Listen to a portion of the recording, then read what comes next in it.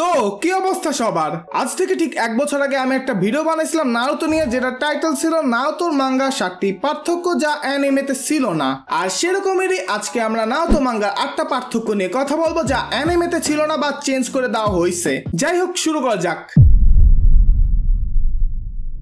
Number 1, Orochimaru's lair. Third Hokage Hiruzen যখন ওরোচিমারুকে খুঁজতে গিয়ে ওরোচিমারুর আস্থানায় পৌঁছে যায়, তখন হিরোজেন দেখে ওরোচিমারু তার ইল্লিগাল এক্সপেরিমেন্ট গুলো করতেছিল। বাট ফান ফ্যাক্ট ইজ, অ্যানিমেতে ওরোচিমারুর আস্তানাকে এভাবে দেখানো হয়েছে, যেখানে আশেপাশে অনেকগুলো কফিন আছে, যেগুলোর মধ্যে অবভিয়াসলি ইল্লিগাল এক্সপেরিমেন্ট করার জন্য বডি আছে। বাট মাঙ্গাতে এই সিনটাকে একটু ব্রুটাল লেভেলে দেখানো হয়েছে, যেখানে এই জায়গায় ওরোচিমারু কফিনের বদলে সোজা দেওয়ালেই বডিগুলো চেন দিয়ে বাইন্দা রাখছে। আর এই সিনে মাধ্যমে আমরা বুঝতে পারি মাঙ্গাতে ওরোচিমারু একটু বেশি psycho. Number 2, Kimimaru Shikotsu Myaku. কিমিমারুকে আশা করি তোমাদের মনে আছে, হ্যাঁ ওই হাড্ডিওয়ালা। তো কিমিমারু শিকোৎসু মিয়াকু মানে কেকেই গেঙ্কাই, বোন ম্যানিপুলেশন বা এক্সট্রাকশন, মানে শরীরের হাড্ডি এদিক ওদিক করা জুৎসু। তো কিমিমারু এই জুৎসু মাঙ্গাতে যেভাবে দেখানো হয়েছে, অ্যানিমেতে যদি হুবাহু সেরকম দেখানো হইতো তাহলে জিনিসটা খুবই ডেডলি হইতো। কারণ মাঙ্গাতে যখন কিমিমারু তার বোন এক্সট্রাকশন করতো, তখন কিমিমারু ওই জায়গাটা ফাইটতে যেত এবং ভিতরে কি আছে সেটাও দেখা যাইতো, লাইক মাংস আই গেস। বাট অ্যানিমেতে ওই জুৎসুটা হুবাহু ওইরকম দেখানো হয় না। তার দুইটা রিজন হইতে পারে। এক, এই সিন অ্যানিমেশন করতে গেলে অ্যানিমেটরতে 12টা বাজে যেত। 2, এটা যেহেতু টিভিতে দেখানো হবে সো বাচ্চাদের দেখানো যাবে না।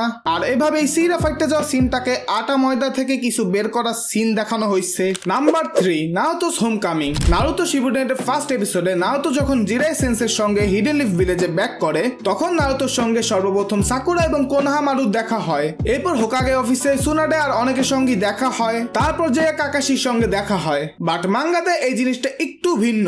মাঙ্গাতে নারুতো যখন হিডেন লিফ ভিলেজে ব্যাক করে, তখন নারুতোর সঙ্গে সর্বপ্রথম কাকাশির সাথেই দেখা হয়। আর ওই সময় নারুতো কাকাশিকে জিরায় লেখা ওই বইটা দেয়। Number 4, তাইওয়াস genjutsu. আশা করি তোমাদের এই তাইওয়া নামে মাইয়েডারে মনে আছে। হ্যাঁ, শিকামারুর সঙ্গে যার ফাইট হয়েছিল, যে আর কি বাঁশি বাজায় গেনজুৎসু করে। তো অ্যানিমেতে তাইওয়া যখন শিকামারুকে গেনজুৎসুতে ফাঁসায়, তখন শিকামারুর মনে হইতেছিল ওর শরীর মেল্ট হয়ে যাইতেছে, যেটা দেখতে ঠিকঠাকই লাগতেছে। বাট মাঙ্গাতে এই সিনটা একটু বেশি রিয়েলিস্টিক ছিল, মানে লিটারেলি ওর শরীরে হাড্ডি দেখা যাইতেছে। আর অ্যানিমেতে এই সিনটা দেখা মনে হইতেছে যেন শিকামারুর শরীরে হাড্ডি নেই। যাই হোক, অ্যানিমেতে এই সিনটা রাখলে ভালো হইতো। Number 5, কাইজাস torture. আশা করি তোমাদের এই পার্সনের কথা মনে আছে।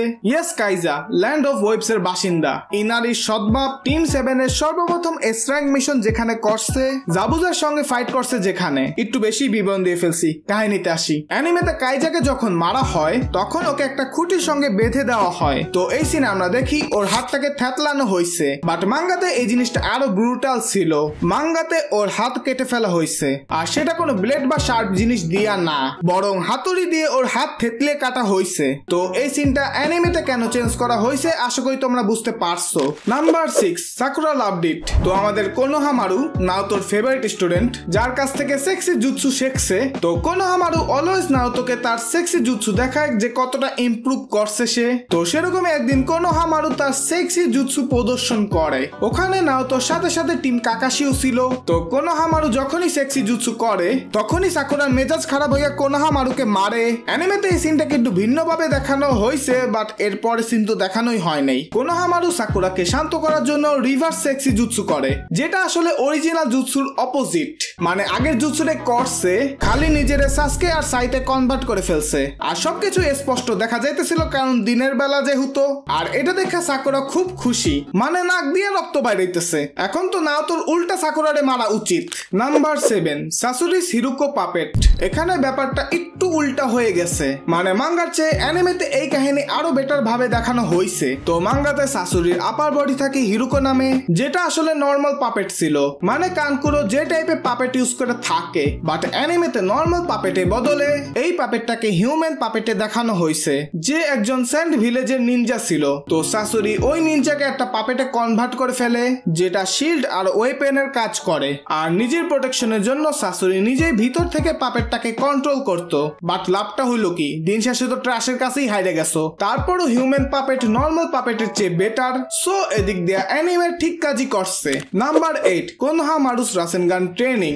মাঙ্গাতে দেখানো হয়েছে নারুতো কোনোহামারুকে রাসেনগান শিখিয়েছিল টাইম স্কিপের আগে, মানে নারুতো যখন জিরায়ের সঙ্গে ট্রেনিংও যায় নাই। বাট অ্যানিমেতে দেখানো হয়েছে নারুতো যখন টাইম স্কিপের পর লিফ ভিলেজে ব্যাক করে, তারপরে নারুতো কোনোহামারুকে রাসেনগান শিখায়। একদিক দিয়ে দেখতে গেলে অ্যানিমে ভালো কাজই করছে, কারণ মাঙ্গা অনুযায়ী দেখতে গেলে কোনোহামারু খুবই ছোট ছিল, আর এই পিচ্চি বাচ্চাদের এই বয়সে রাসেনগান শিখানো তো মোটেও ঠিক না, কারণ রাসেনগান খুবই পাওয়ারফুল একটা জুৎসু।